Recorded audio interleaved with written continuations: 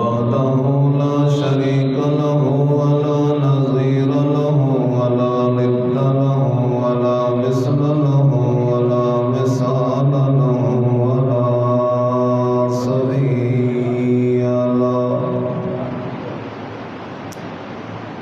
ولا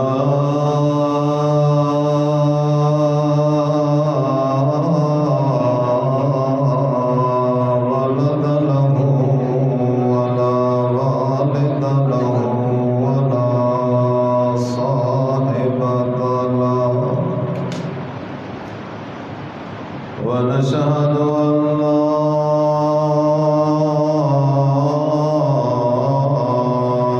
إله إلا الله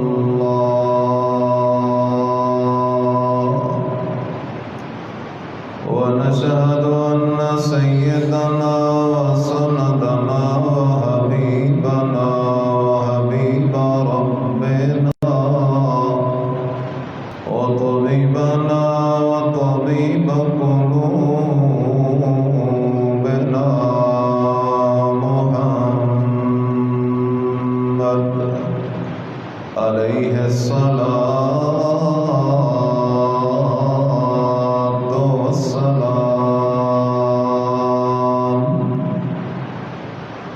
قال الله تبارك وتعالى في كلامه المجيد وفرقانه الحميد: لقد كان في يوسف وإخوته آيات للسائلين.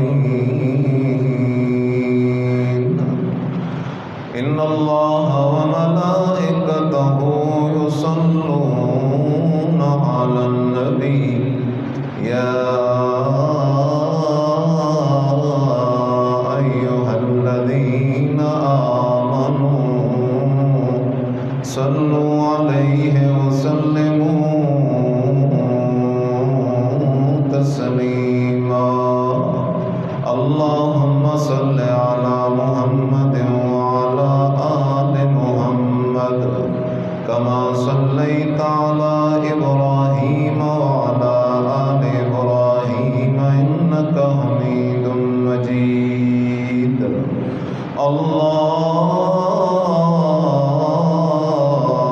اللهم بارك على محمد وعلى آل محمد كما باركت على إبراهيم وعلى آل إبراهيم إنك حميد مجيد. سبحان ربك رب العزة عما يصفون وسلام على المرسلين والحمد لله رب العالمين.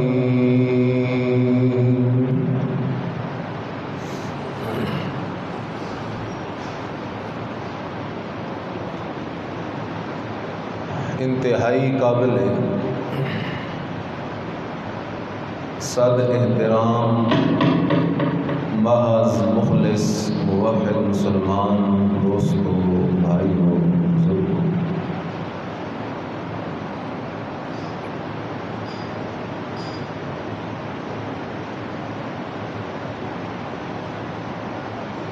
میں نے آپ کی خدمت میں سورہ یوسف سے ایک آیت کریمہ تلاوت کی ہے. الہ العالمین کے دربار میں دعا ہے کہ اللہ بعض اپنے فضل احسان سے حق بات کہنے اور فرقین کو سمجھنے کی توفیق نصیب فرمائے.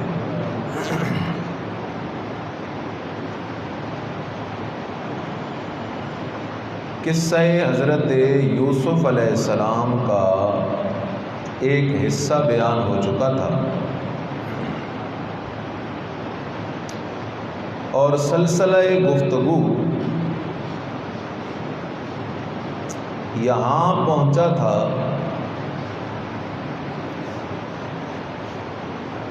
کہ یعقوب علیہ السلام کے بیٹوں نے اپنے ابا یعقوب علیہ السلام سے درخواست کی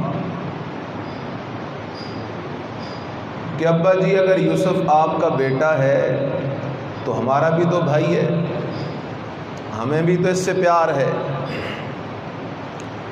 لہٰذا آپ یوسف کو ہمارے ساتھ جانے کی اجازت دے دیں۔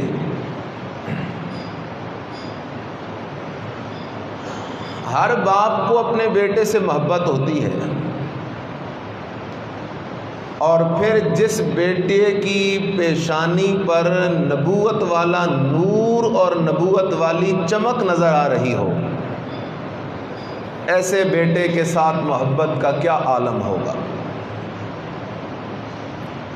تو حضرت یعقوب علیہ السلام نے عذر کیا، فرمایا انی لیحزننی ان تذهبوا به واخاف ان یاکلہ الذئب۔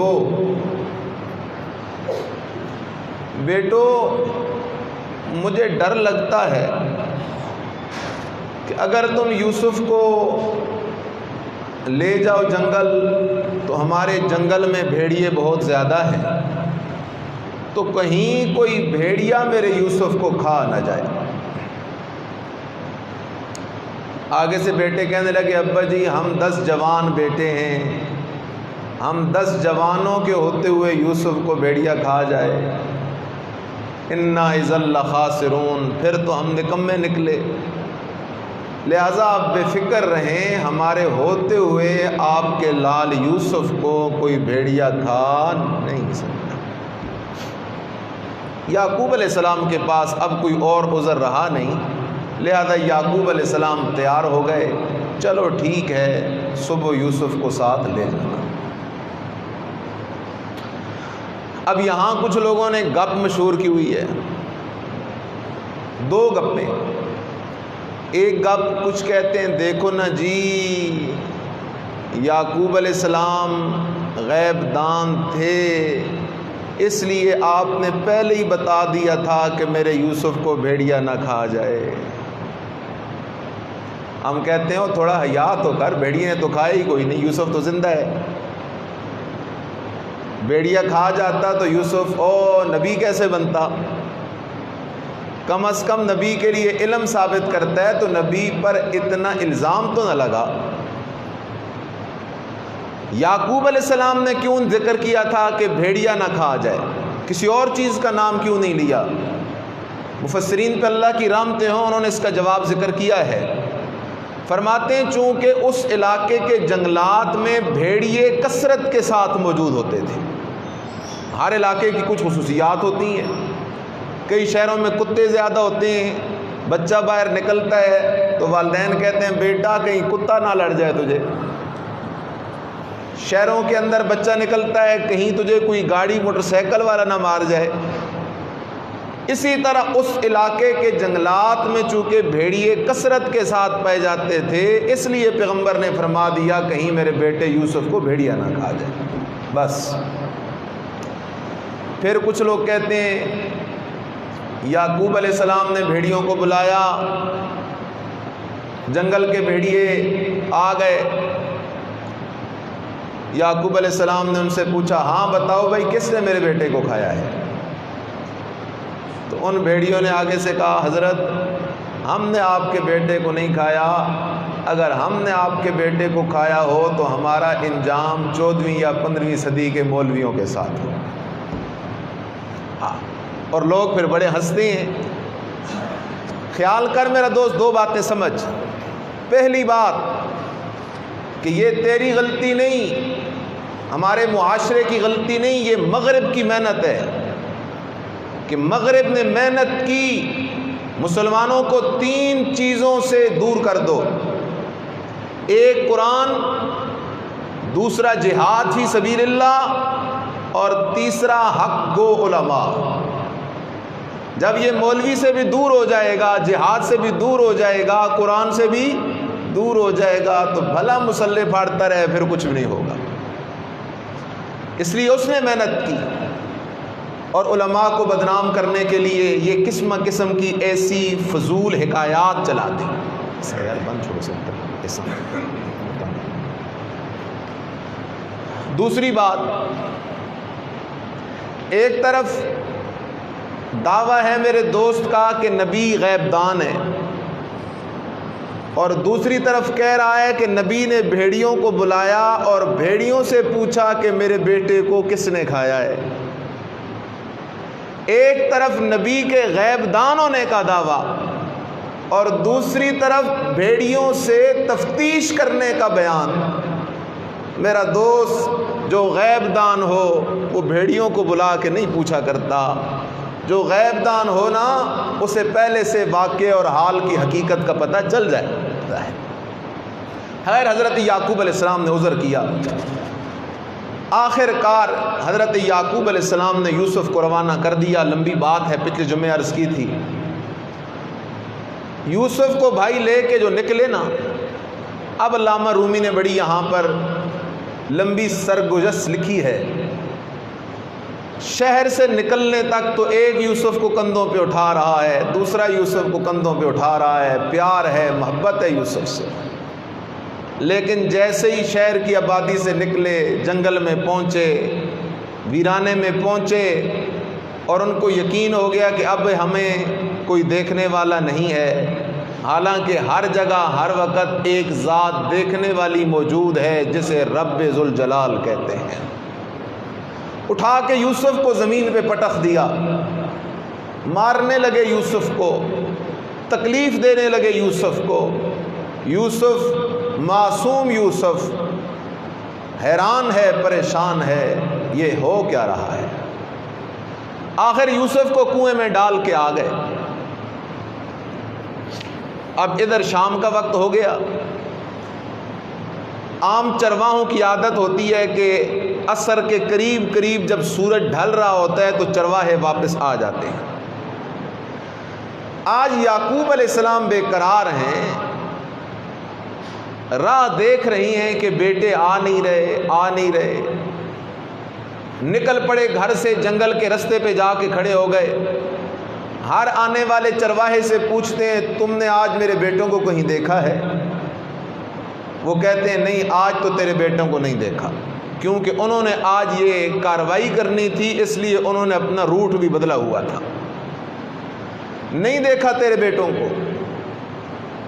مغرب ہو گئی، یعقوب علیہ السلام انتظار کرتے رہے، لوگوں سے پوچھتے رہے، تفتیش اور تحقیق کرتے رہے کہ میرے بیٹوں کا کہیں پتہ چل جائے۔ یوسف کے لیے دل پہ بے قرار ہوتا جا رہا ہے، تلاش میں ہے یوسف کی۔ یوسف کوئی نہیں آیا۔ مسئلہ سمجھ آ گیا یہاں سے کہ یعقوب علیہ السلام اللہ کے پیغمبر اور اللہ کے پیارے ضرور ہیں، لیکن غیب دان بھی نہیں، حاضر و ناظر بھی نہیں۔ اگر غیب دان اور حاضر ناظر ہوتے تو جنگل والے رستے پہ جا کے کھڑے ہو کے لوگوں سے پوچھنے کی ضرورت نہ پڑتی۔ لوگوں سے پوچھنے کی ضرورت پڑ گئی، پیغمبر بے قرار ہو گیا، پیغمبر پریشان ہو گیا، یوسف کے لیے پیغمبر کا دل دکھی ہو گیا۔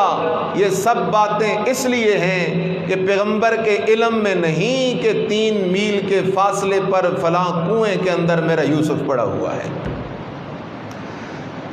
خیر، اب یہ جنگل کے اندر ہیں، دیر کر رہی ہیں، لیٹ ہو رہی ہیں۔ یعقوب علیہ السلام اپنے گھر میں بے قرار ہیں۔ قرآن بول پڑا وَجَاءُوا أَبَاهُمْ عِشَاءً يَبْكُونَ۔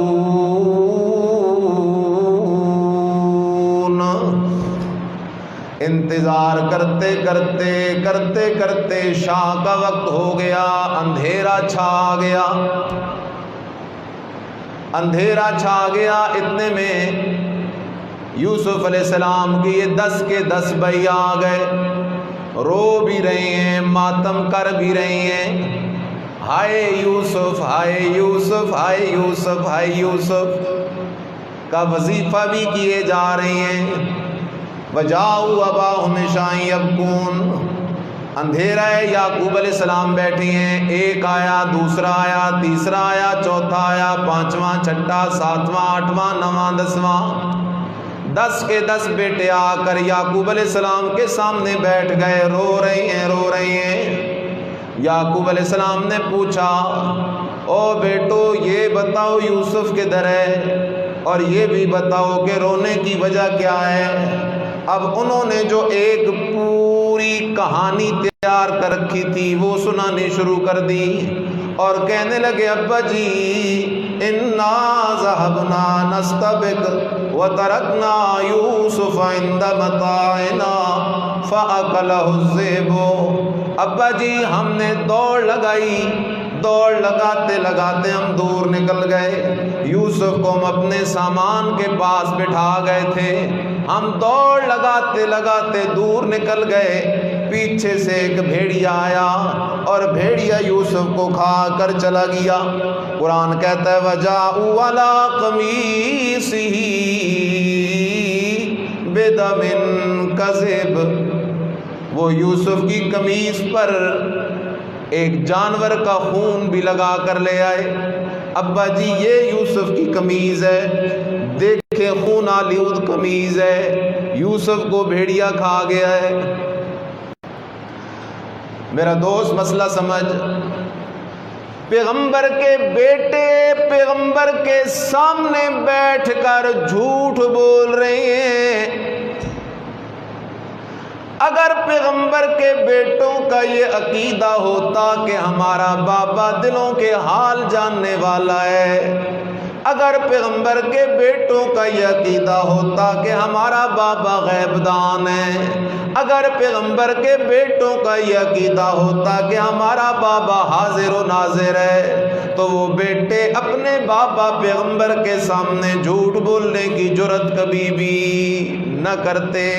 انہوں نے جھوٹ بولا، اس لیے بولا کہ ان کا عقیدہ یہ ہے کہ ہمارا بابا اللہ کا پیارا ضرور ہے، اللہ کا پیغمبر ضرور ہے، اللہ کا مقرب ضرور ہے، نبی کا بیٹا، نبی کا پوتا ضرور ہے، لیکن غیب دان بھی نہیں، حاضر ناظر بھی نہیں، دلوں کے حال جاننے والا بھی نہیں۔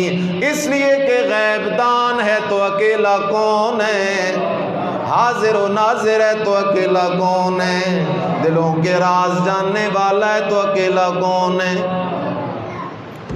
حضرت یعقوب علیہ السلام پریشان ہو گئے۔ اللہ اکبر۔ یعقوب علیہ السلام نے قمیص جو دیکھی، قمیص میں خون تو لگا ہوا ہے لیکن قمیص کہیں سے پھٹی ہوئی کوئی نہیں۔ یعقوب علیہ السلام نے پوچھا بیٹو یہ بھیڑیا کسی یونیورسٹی کالج کا پڑھا ہوا تھا کہ اندر سے میرے بیٹے کو تو کھا گیا لیکن قمیص کو کچھ بھی نہ کہا۔ اکان الذئب معلما، کیا یہ بھیڑیا کوئی پڑھا لکھا تھا؟ اور پیغمبر پریشان ہو گیا، انتہا درجے کا پریشان ہو گیا، کیونکہ پیغمبر کا بیٹا گم ہو گیا ہے۔ اب پیغمبر نے کیا کیا ذرا خیال کر، پیغمبر پہ مشکل آ گئی، اللہ اکبر، پیغمبر پہ مشکل آ گئی، پیغمبر پہ تکلیف آ گئی، پیغمبر پہ مصیبت آ گئی۔ دیکھتے ہیں پیغمبر نے کیا کیا ہے۔ رب کا قرآن بول پڑا، حضرت یعقوب علیہ السلام نے فرمایا فَصَبْرٌ جَمِيلٌ وَاللَّهُ الْمُسْتَعَانُ عَلَى مَا تَصِفُونَ۔ او میرے بیٹو، میں پیغمبر ضرور، پیغمبر کا بیٹا ضرور، پیغمبر کا پوتا ضرور، لیکن مشکل کشا بھی نہیں، حاجت روا بھی نہیں، مرضیوں کا مالک بھی نہیں، غیب دان بھی نہیں، حاضر ناظر بھی نہیں، مختار کل بھی نہیں، متصرف الامور بھی نہیں، بلکہ میں تو اس کا ایک عاجز بندہ ہوں، کمزور بندہ ہوں۔ اس لیے فصبر جمیل، میں تو صبر کروں گا، اور اس مصیبت پر واللہ المستعان علی ما تصفون، اس مصیبت کی گھڑی میں مدد کے لیے صرف اور صرف کسے پکارتا ہوں؟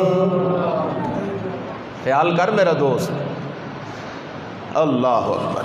آج ہم پر تکلیف آ جائے، بلکہ یوں کہوں آج کے مشرک پر تکلیف آ جائے تو کوئی کہتا ہے یا پیران پیر مدد، کوئی کہتا ہے یا بری مدد، کوئی کہتا ہے یا پیر بابا مدد، کوئی کہتا ہے یا عبداللہ شاہ غازی مدد، کوئی کہتا ہے یا فاطمہ الزہرا مدد، کوئی کہتا ہے یا حسن مدد، کوئی کہتا ہے یا حسین مدد، کوئی کہتا ہے یا علی مدد، کوئی کہتا ہے یا رسول اللہ مدد۔ نہ میرا دوست، نہ میرا دوست، نہ میرا دوست، آمنہ کا لال اللہ کا پیارا ضرور ہے، علی حیدر کرار اللہ کا پیارا ضرور ہے، بی بی فاطمہ الزہرا اللہ کی پیاری ضرور ہے، حسنین کریمین اللہ کے پیارے ضرور ہیں، پیران پیر عبد القادر جیلانی رحمہ اللہ تعالی اللہ کے پیارے ضرور ہیں۔ اولیاء کی ولایت برحق ہے، نبیوں کی نبوت برحق ہے، لیکن لا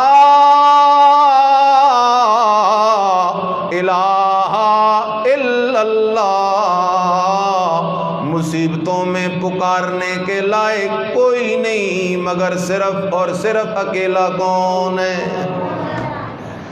آ میرا دوست تجھے لے چلوں۔ تہمت لگ گئی نبی کی بیوی ام المومنین سیدہ عائشہ صدیقہ رضی اللہ تعالیٰ عنہ پر۔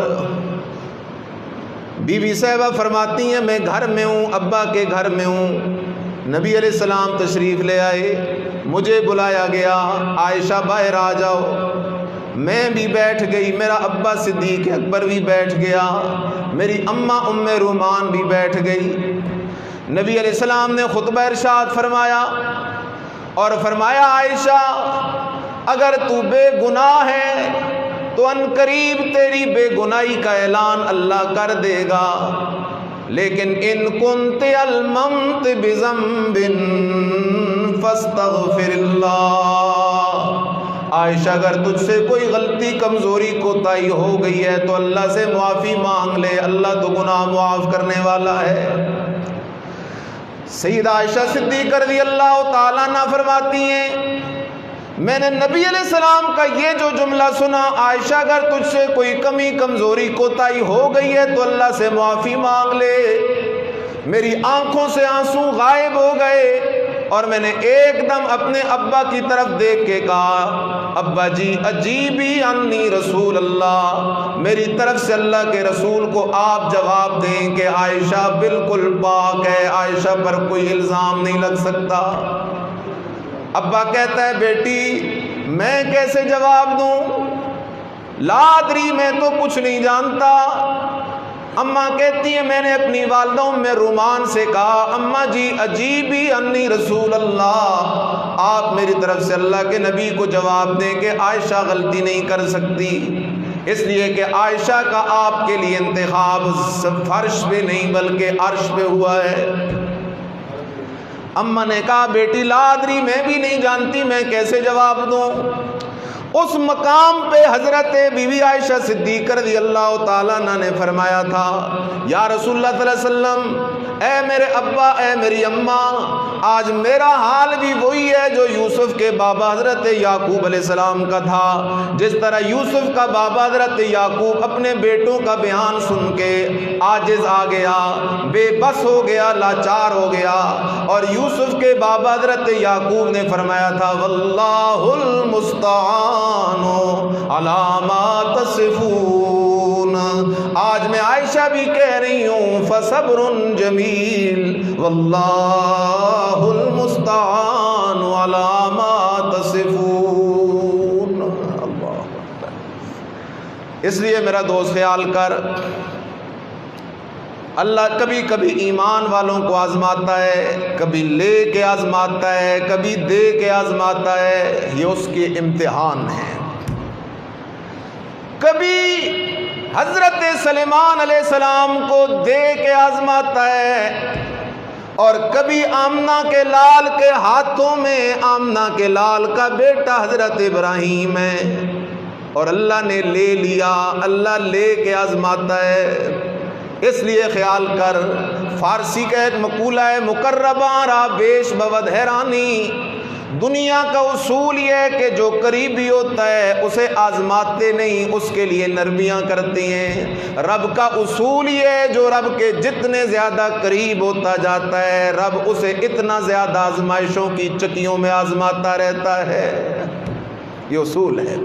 واللہ المستعان علی ما تصفون۔ حضرت یعقوب علیہ السلام اب اللہ سے مانگے جا رہے ہیں۔ ادھر یوسف کنویں میں پڑا ہے، ایک دن گزر گیا، دوسرا دن گزر گیا، تیسرا دن گزر گیا۔ بڑا بھائی یہوذا جا کے یوسف کو کھانا دے کے آ جاتا ہے۔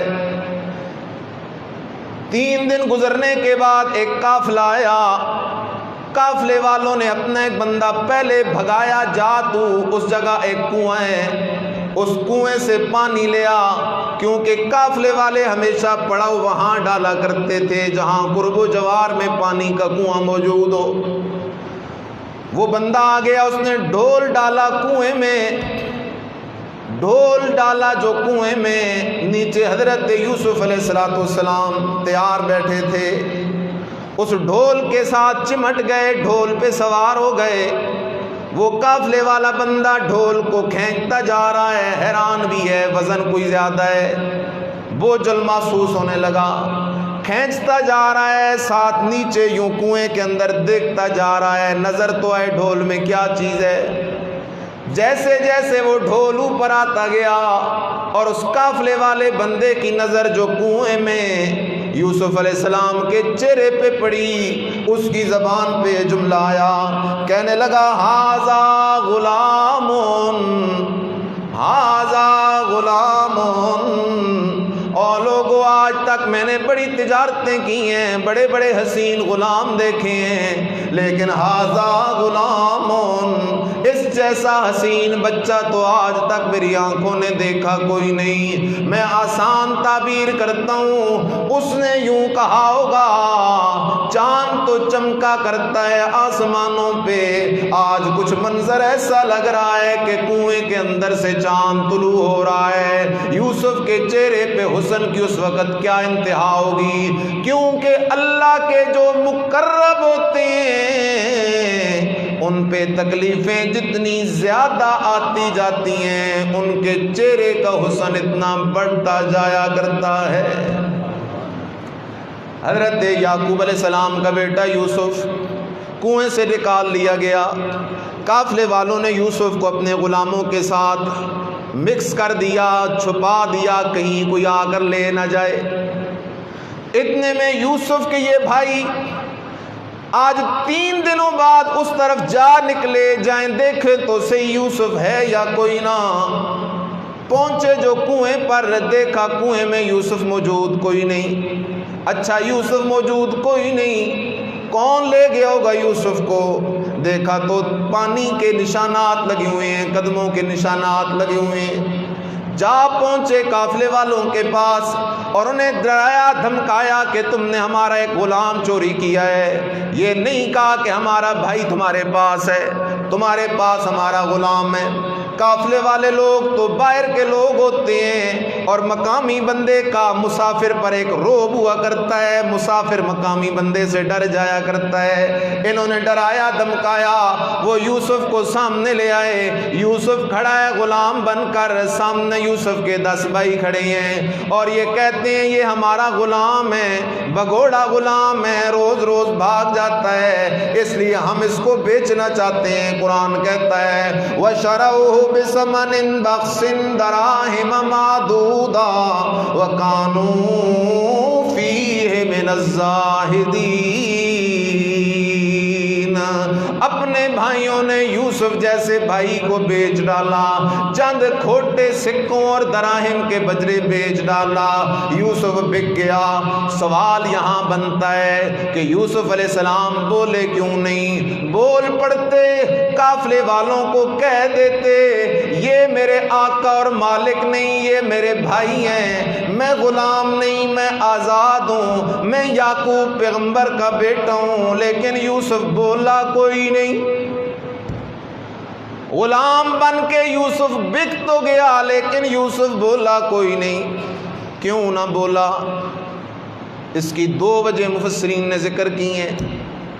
پہلی وجہ کہ اللہ نے یوسف کے دل میں بات ڈال دی تھی، یوسف ابھی نہیں بولنا، بولنے کا وقت آئے گا تو تجھے ضرور بلواؤں گا، انتظار کر۔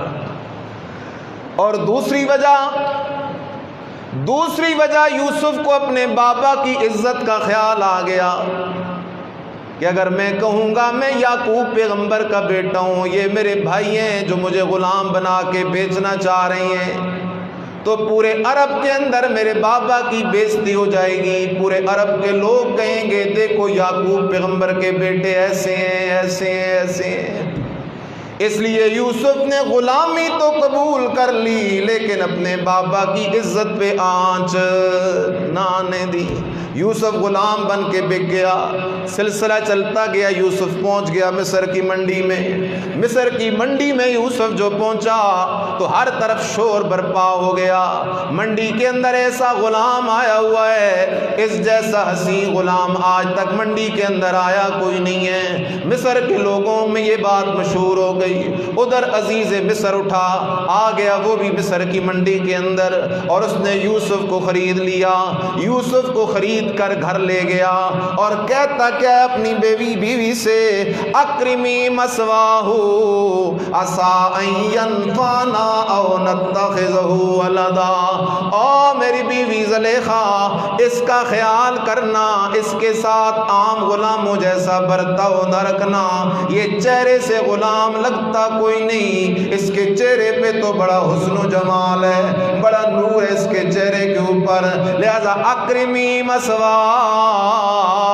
اسے اچھا ٹھکانہ دینا، اس کے ساتھ رویہ اچھا رکھنا، عسیٰ ان ینفعنا، اس کو کچھ عرصہ پال کے اگر ہم نے بیچ دیا تو نفع کا سودا ہے، او نتخذہ ولدا، یا ہم بے اولاد ہیں، ہماری اولاد کوئی نہیں، اور یہ اتنا خوبصورت ہے کہ عزیز مصر کا بیٹا بننے کے لائق ہے۔ میں کہتا ہوں عزیز مصر کا بیٹا ہونا کیا حیثیت رکھتا ہے، جبکہ یوسف اللہ کے پیغمبر حضرت یعقوب علیہ السلام کا لال ہے۔ ساری دنیا کے عزیز مصر، ساری دنیا کے وزیر خزانہ، ساری دنیا کے بادشاہ، ساری دنیا کے وزیر اعظم، ساری دنیا کے چودھری ملک خان، ساری دنیا کے سرمایہ دار، ساری دنیا کے جاگیردار کسی ایک نبی کی پاؤں کے ساتھ لگنے والی خاک کا مقابلہ بھی نہیں کر سکتے۔ کہاں مقابلہ ہے؟ اللہ اکبر۔ یہاں بھی لوگوں نے ایک گپ مشہور کی ہوئی ہے، کہتے ہیں جب اعلان ہوا تو خریداروں میں ایک بڑھیا بھی آ گئی، ہاں وہ بھی ایک دھاگے کی اٹی لے کے آ گئی۔ کسی نے کہا او بڑھیا تو یہ کیوں لے کے آ گئی ہے؟ اس نے کہا میں بھی یوسف کے خریداروں میں اپنا نام لکھوانا چاہتی ہوں۔ حالانکہ یوسف کو خریدنا کوئی نیکی کا کام تھوڑی ہے، یوسف آزاد ہے، غلام ہے کوئی نہیں، اور یوسف کے خریداروں میں نام لکھوانے کے لیے بڑھیا آ گئی، اور خطیب ممبر پہ بیٹھ کے بیان کرتا ہے، لوگ کہتے ہیں سبحان اللہ۔ ہماری قوم بھی تو ایسی ہے نا۔ میرا دوست خیال کر، اب حضرت یوسف علیہ السلام پہنچ گئے عزیز مصر کے بنگلے میں۔ وہاں جو امتحان آیا نا، وہ امتحان پہلے امتحان سے بھی سخت ہے۔ امتحان کیا آیا کہ عزیز مصر کی بیوی زلیخا یوسف پر فریفتہ ہو گئی، یوسف کی محبت میں مبتلا ہو گئی، اور صرف محبت میں مبتلا نہ ہوئی بلکہ اس نے اتنا عجیب انتظام کیا کہ گھر کے دروازے بند کر دیے۔ اب اس بنگلے میں ایک یوسف ہے، ایک زلیخا ہے، اور ایک یوسف کا رب ہے، اور وہ زلیخا یوسف کو گناہ کی دعوت دیتی ہے۔ خیال کر میرا دوست، خیال کر، پیغمبر جو ہوتا ہے، پیغمبر ایک پیغمبر میں 100 شہیدوں جتنی طاقت اور قوت موجود ہوتی ہے بھی یوسف کی بھرپور جوانی، کسی کے دیکھنے کا ڈر خوف بھی کوئی نہیں، اور نمبر 3 خود کچھ کہنے کی ضرورت بھی نہیں، زلیخا خود گناہ کی کیا کر رہی ہے؟ دعوت دے رہی ہے۔ یوسف کی جوانی بھی عروج پر، دیکھنے والا بھی کوئی نہیں اور کہنے کی ضرورت بھی نہیں، زلیخا خود گناہ کی کیا کر رہی ہے؟ دعوت دے رہی ہے۔ پھر بھی یوسف کی زبان پہ کیا آیا؟ بے مثال آیا، عجیب جملہ آیا۔ قربان جاؤں یوسف تیرے اس جملے پر، تیرے اس جملے کو اگر قیامت تک آنے والی انسانیت سمجھ جائے، ان کو سمجھ آ جائے گا کہ اللہ کون ہے۔ کیا جواب دیا یوسف نے؟ لمبا ایک واقعہ ہے، میں اجمال کرنے لگا ہوں۔ حضرت یوسف علیہ السلام بول پڑے، کیا فرمایا؟ فرمایا معاذ اللہ، معاذ اللہ، او زلیخا تو مجھے گناہ کی دعوت دیتی ہے، معاذ اللہ، میں کس کی پناہ میں آتا ہوں؟ اللہ، میرا دوست خیال کر، یہ نبی کی شان ہے، جوانی بھی ہو تنہائی بھی ہو، عورت خود گناہ کی دعوت دے تب بھی نبی گناہ کی طرف مائل نہ ہو اور اس کی زبان پہ یہ جملہ آ جائے معاذ اللہ انہو ربی احسن مسوایا، انہو ربی احسن مسوایا، انہو لا یفلح الظالمون۔ حضرت یوسف کہنے لگے او زلیخا تم بتوں کی پجارن ہے۔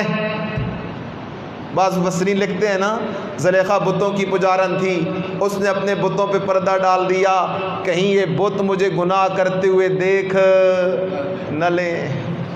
یوسف نے کہا زلیخا تو بتوں کی پجارن ہے، جو بت دیکھ نہیں سکتے، سن نہیں سکتے، بول نہیں سکتے، اور میں اس رب کا پجاری ہوں جو ہر جگہ دیکھنے والا، ہر کسی کی سننے والا، ہر کسی کے حال کو جاننے والا۔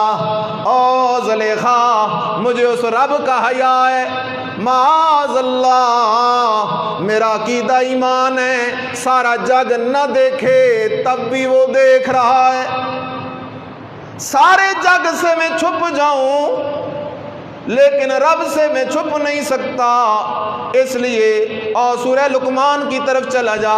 حضرت لقمان حکیم اپنے بیٹے کو کہتے ہیں بیٹا ایک رائی کا دانہ، ایک رائی کا دانہ غائب ہو جائے، گم ہو جائے، 7 آسمانوں کے اندر، 7 زمینوں کے اندر، یا پہاڑوں کی چٹانوں کے اندر، اللہ کا علم تو ایسا علم ہے یاتی بہ اللہ، آنکھ بند کر کے کھولنے میں تو دیر لگ سکتی ہے لیکن اس ایک ذرے کو پیش کرنے میں اللہ کو کوئی دیر نہیں لگ سکتی۔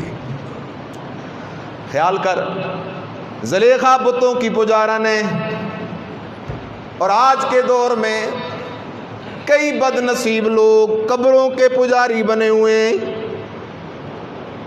حالانکہ جو مر جائے اس کے بدن سے روح نکل جاتی ہے، اور جو مر جائے وہ دیکھتا، اور بولو دیکھتا، یا تمہارے مردے دیکھتے ہیں؟ جو مر جائے وہ دیکھتا کوئی نہیں، جو مر جائے وہ سنتا، جو مر جائے وہ بولتا کوئی نہیں۔ زلیخا بتوں کی پجارن تھی جو دیکھتے نہیں، سنتے نہیں، بولتے نہیں، آج کا میرا کلمہ گو دوست قبروں کا پجاری بنا کھڑا ہے، جو قبروں والے دیکھ بھی نہیں سکتے، جو قبروں والے بول بھی نہیں سکتے، جو قبروں والے سن بھی نہیں سکتے، اور ان قبروں والوں کو پکار رہا ہے جو اپنے کفن کے مالک بھی کوئی نہیں، نفع کے مالک بھی کوئی نہیں، نقصان کے مالک بھی کوئی نہیں، انہیں پکار رہا ہے جن کے بارے میں اللہ کا فیصلہ ہے وَمَا يَشْعُرُونَ أَيَّانَ يُبْعَثُونَ۔ آ میرا بندہ، میں زندہ خدا کو چھوڑ کر، سننے والے خدا کو چھوڑ کر، دیکھنے والے خدا کو چھوڑ کر، خزانوں کے مالک خدا کو چھوڑ کر کیوں تو ولیوں، نبیوں، پیروں، فقیروں کی قبروں پہ جا کھڑا ہے جو تجھے دیکھ بھی نہیں سکتے، تجھے سن بھی نہیں سکتے، ککھ نفع نقصان کے مالک بھی کوئی نہیں۔ نفع نقصان کا مالک ہونا تو دور کی بات ہے، انہیں تو اپنے حال کا پتہ بھی کوئی نہیں، انہیں تو یہ پتہ بھی کوئی نہیں کہ قبروں سے کب زندہ کر کے اٹھائے جائیں گے، کیونکہ اس کو بھی جاننے والا صرف کون ہے؟ اس کے سوا کوئی نہیں جانتا۔ لہذا قبر پرست نہ بن، خدا پرست بن۔ قبر پرست نہ بن، کیا بن؟ خدا پرست بن۔ عجیب بات ہے، عقیدہ کمزور ہوا نا تو کہاں سے مار پڑی پتہ ہے؟ آج لوگ زندوں سے نہیں ڈرتے، مردوں سے ڈرتے ہیں۔ زندوں سے نہیں ڈرتے، مردوں سے۔ ہاں، زندے زندوں کا مال بھی کھا جاتے ہیں، زمینیں بھی دبا جاتے ہیں، پیسے بھی کھا جاتے ہیں، لیکن قبر کی بات آ جائے نا، بابا جی کی قبر سے اگر گھاس کا تنکا کاٹا نا، رات کو بابا جی آ جائیں گے۔ ڈر رہا ہے قبر والے سے۔ میں نہیں کہتا کہ کوئی قبروں کی بحرمتی کی جائے، کیونکہ اسلام کا قانون ہے مسلمان جب زندہ ہے تب بھی قابل احترام ہے، مسلمان فوت ہو جائے تب بھی قابل۔ مسئلہ سمجھ جاؤ۔ کئی لوگ قبرستان جاتے ہیں اور قبروں کے اوپر ایسے بیٹھ جاتے ہیں جس طرح ان کے بیٹھنے کے لیے کرسی ہے، وہاں بیٹھک بنا لیتے ہیں۔ خیال کرو، قبر کا احترام کرو، قبر پر بیٹھنے کی شریعت میں اجازت نہیں ہے۔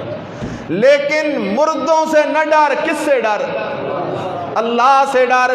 اور میں کہا کرتا ہوں جو رب سے ڈرتا ہے وہ کسی سے نہیں ڈرتا، جو رب سے ڈرتا ہے قبر والے سے نہیں ڈرتا، جو رب سے ڈرتا ہے جادوگر سے نہیں ڈرتا، جو رب سے ڈرتا ہے تعویذ لکھنے والے سے نہیں ڈرتا، اور جو تعویذ والے سے ڈرتا ہے، جادوگر سے ڈرتا ہے، قبر والے سے ڈرتا ہے، وہ رب سے نہیں ڈرتا۔ بلکہ میں آسان کہوں، جو رب سے نہیں ڈرتا وہ سب سے ڈرتا ہے، جو رب سے ڈرتا ہے کسی اور سے نہیں ڈرتا، وہ کسی اور سے نہیں ڈرتا۔ اس لیے آجا میرا دوست، لمبی بات ہے۔ حضرت یوسف علیہ السلام بھاگ پڑے، دروازہ کھل گیا۔ یہاں لوگوں نے بات بنائی ہوئی ہے، پتہ نہیں 7 دروازے تھے، 9 دروازے تھے۔ یوسف ہاتھ لگاتے گئے، دروازے کھلتے گئے، کھلتے گئے، کھلتے گئے۔ نہ میرا دوست، قرآن نے کہا وَغَلَّقَتِ الْأَبْوَابُ، زلیخا نے سارے دروازے بند کر دیے۔ کیا معنی؟ یہ مطلب نہیں ہے کہ لگاتار لین میں دروازے تھے 1 2 3 4، بلکہ زلیخا عزیز مصر کی بیوی ہے، بڑی کوٹھی ہے، بڑا بنگلہ ہے، اور بڑے بنگلے اور بڑی کوٹھیاں جو ہوتی ہیں ان کے متعدد دروازے ہوتے ہیں، مشرقی دروازہ، مغربی دروازہ، جنوبی دروازہ، شمالی دروازہ، گاڑی کا دروازہ، پیدل کا دروازہ، مختلف دروازے ہوتے ہیں، سارے دروازے بند ہیں۔ حضرت یوسف بھاگ کے آئے، دروازہ کھول لیا۔ جیسے ہی دروازہ کھول کے یوسف باہر جو نکلا تو عزیز مصر کھڑا تھا۔ باہر نکلا تو عزیز مصر کیا ہے؟ مسئلہ آسان کیے دیتا ہوں، پریشان نہیں ہونا، رمضان کی بابرکت گھڑیاں ہیں۔ یوسف بھاگ رہا ہے، یوسف کیا کر رہا ہے؟ آگے آگے یوسف ہے، پیچھے پیچھے کون ہے؟ زلیخا ہے۔ یوسف بھاگ رہا ہے. کس سے بھاگ رہا ہے؟ گناہ سے بھاگ رہا ہے. سارے کہو کس سے بھاگ رہا ہے؟ کس سے بھاگ رہا ہے؟ آج میں اور تو گناہ کو گلے لگا رہی ہیں, سود کو گلے لگا رہی ہیں, رشوت کو گلے لگا رہی ہیں, جی کرپشن کو گلے لگا رہی ہیں, شرک کو گلے لگا رہی ہیں, بدعت کو گلے لگا رہی ہیں. یوسف بھاگ رہا ہے. ایک اور جملہ بھی دل کی کھڑکی کھول کے سن جا, یوسف بھاگ رہا ہے اور جو مشکل کشا ہو وہ بھاگا نہیں کرتا. اے جو مشکل کشا وہ بھاگا. چل ایک اور مقام پہ لے جاتا ہوں. آگے آگے نبی ہے, پیچھے پیچھے سانپ ہے. آگے آگے نبی ہے, پیچھے پیچھے کیا ہے؟ نبی بھاگ رہا ہے سانپ سے, بھاگے جا رہا ہے. قرآن کہتا ہے نبی سانپ سے بھاگے جا رہا ہے, بھاگے جا رہا ہے, پیچھے مڑ کے بھی نہیں دیکھ رہا کہیں سانپ مجھے ڈس نہ لے. بھاگے جا رہا ہے نبی سانپ سے. اللہ نے فرمایا او میرا موسیٰ, پیچھے مڑ کے سانپ پہ ہاتھ رکھنا تیرا کام ہے, اس سانپ کو پھر لاٹھی بنانا میرا کام ہے. بھاگ رہا ہے موسیٰ علیہ السلام. جو بھاگ جائے وہ مشکل کشا نہیں ہوتا. یوسف پہنچ گیا دروازے پر, دیکھا عزیز مصر کھڑا ہے, پیچھے سے زلیخا بھی آ گئی. زلیخا نے جو دیکھا کہ عزیز مصر آج وقت سے پہلے آ گیا ہے, ایک دم زلیخا نے مکر شروع کر دیا. اور کہنے کیا لگی زلیخا؟ کہنے لگی زلیخا اس کے سامنے, من اراد باہلک سوءا الا ان یسجن او عذاب علیم. کہنے لگی عزیز مصر تو یوسف سے بڑا پیار کرتا ہے, تجھے تو یوسف پہ بڑا اعتماد ہے, اس نے تو اس طرح حرکت کی ہے, مجھ پہ ہاتھ ڈالنے کی کوشش کی ہے. یوسف کی سزا کیا ہو سکتی ہے؟ خود ہی کہتی ہے اسے جیل میں ڈال دے یا کوئی سخت ترین سزا دے. زلیخا نے سارے کا سارا پروگرام ہی الٹا کر دیا. وہ کہا کرتے نا, الٹا چور کوتوال کو ڈانٹے. سارا کیس ہی اس نے یوسف کے سر ڈال دیا. اپنے خامن سے کہتی ہے اس نے مجھ پہ ہاتھ ڈالنے کی کوشش کی. واہ یوسف تیرے جملے پہ قربان جاؤں. حضرت یوسف علیہ السلام بول پڑے, فرمایا عزیز مصر ہی راودتنی عن نفسی, اے عزیز مصر میرا کوئی گناہ نہیں, میرا کوئی گناہ نہیں. ہی راودتنی عن نفسی, اس نے مجھے گناہ کی طرف دعوت دی ہے. کیس چل پڑا, پریشانی ہو گئی. زلیخا کہتی ہے گناہ یوسف کا, یوسف کہتا ہے گناہ زلیخا کا. فیصلہ کیسے ہو؟ فیصلہ ہونے کے لیے اللہ نے بندوبست کر دیا. وَشَهِدَ شَاهِدٌ مِّنْ أَهْلِهَا, او عزیز مصر کے گھرانے خاندان کا, زلیخا کے خاندان کا ایک سمجھدار آدمی, ایک بزرگ آدمی اس کے پاس کیس پہنچ گیا.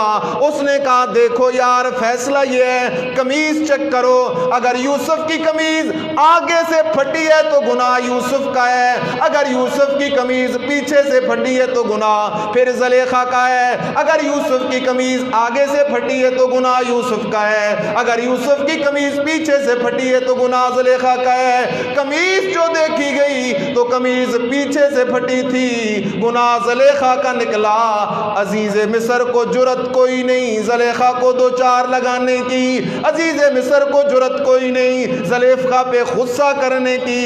عزیز مصر کہتا ہے یوسف عارضاً ھذا, اے یوسف اس بات کو بھلا دے, اس بات پہ مٹی ڈال دے. اور اپنی بیوی زلیخا سے کہتے ہو زلیخا تو بھی اس معاملے کو چھوڑ دے. واستغفری لذنبک, اپنی غلطی کی معافی مانگ لے. یہاں خیال کرو وقت پورا ہو رہا ہے, جملہ ضروری ہے. علماء نے لکھا ہے مصر کے مردوں میں بے غیرتی عام تھی کہ اسے جرت نہ ہوئی بیوی کو کچھ کہنے کی, کیونکہ مصر کے معاشرے میں مردوں پہ بے غیرتی چڑھی ہوئی تھی. ان کا عورتوں پہ کوئی کنٹرول نہیں تھا. جس طرح ہمارے معاشرے میں دیکھو نا, شہروں کے اندر کہیں اتفاق ہو, آگے آگے بیگم صاحبہ جا رہی ہوتی ہے اور پیچھے دو ٹانگوں والا گدا بیگ اٹھا کے بھاگ رہا ہے. اٹھائے جا رہا ہے، اٹھائے جا رہا ہے۔ حالانکہ عورت کو قرآن نے حکم دیا کرن فی بیوتکن ولا تبرجن تبرج الجاہلیت الاولی، او نبی کی بیویوں اپنے گھروں میں ٹک کے بیٹھ جاؤ، تمہاری ساری ضرورتیں تمہارے خاوند، تمہارے بیٹے، تمہارے بھائی چار دیواری کے اندر پورا کریں گے۔ لیکن یہاں کیا ہے، خاوند کپڑے لاتا ہے، بیوی کہتی مجھے کوئی نہیں پسند، جب تک میں خود سارا بازار چیک نہ کر کے آ جاؤں تجھے کیا پتہ ہے کپڑے کیسے خریدنے ہیں۔ اور پھر کمال یہ ہے کہ خاوند کہتے ہیں اچھا مجھے اپنے کپڑوں کی بھی کوئی سمجھ نہیں، میرے کپڑے بھی تو ہی لایا کر، بات ہی ختم۔ اس لیے میرا دوست خیال کر، اسے کوئی جرت نہ ہوئی بیوی کو دو باتیں کہنے کی۔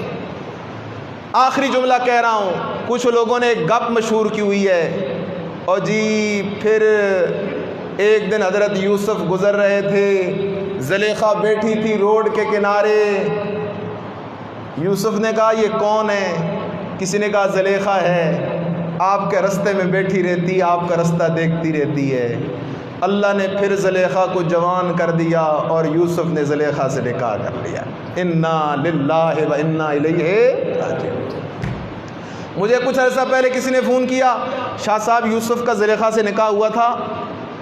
میں نے کہا اگر زلیخا زندہ ہو کے آ جائے تو زلیخا سے نکاح کرے گا؟ کہتے ہیں نہیں شاہ صاحب میں تو نکاح نہیں کروں گا۔ میں نے کہا تجھے حیا نہیں آتی، خود تو نکاح کرتا نہیں، نبی کو نکاح کروا رہا ہے، لہذا خیال کرو اس کی کوئی اصل نہیں، کوئی حقیقت نہیں۔ آخری جملہ کہہ رہا ہوں، یوسف کنویں میں ہے، یوسف کنویں میں ہے، یعقوب پیغمبر کو پتہ کوئی نہیں، یوسف کو اپنے بیٹوں نے غلام بنا کے بھیج دیا، یعقوب پیغمبر کو پتہ کوئی نہیں، یوسف مصر کی منڈی میں بک گیا، یعقوب پیغمبر کو پتہ کوئی نہیں، یوسف زلیخا کے بنگلے میں پہنچ گیا، یعقوب پیغمبر کو پتہ کوئی نہیں، یوسف اور زلیخا کا معاملہ بن گیا، یوسف پہ پریشانی آ گئی، تکلیف آ گئی، یعقوب پیغمبر کو پتہ کوئی نہیں۔ کیوں پتہ نہیں؟ اس لیے کہ یعقوب پیغمبر اللہ کا پیارا ضرور ہے، اللہ کا مقرب ضرور ہے، لیکن اللہ کے ساتھ شریک کوئی نہیں ہے۔ غیب دان ہے تو اکیلا اللہ، حاضر و ناظر ہے تو اکیلا کون؟